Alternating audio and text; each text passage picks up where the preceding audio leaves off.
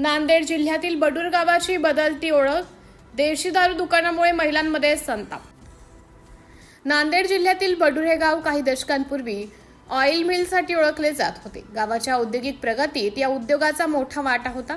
मात्र सध्या या गावाची ओळख बदलत चालल्याचं चित्र दिसून येत असून देशी दारू दुकानामुळे गावात वेगळ्याच कारणांनी चर्चांना उधाण सुरू आहे।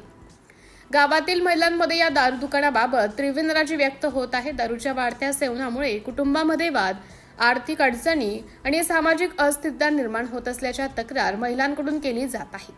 काही महिलांनी डोकेदुखी, मानसिक ताण आणि घरगुती त्रास वाढल्याचंही सांगितलं आहे।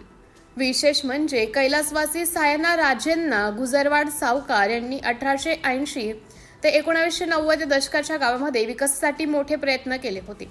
त्यांनी गावातील दारू दुकान बंद करण्यासाठी पुढाकार घेतला होता आणि गावात उद्योग उभारणीसाठी प्रयत्न केले।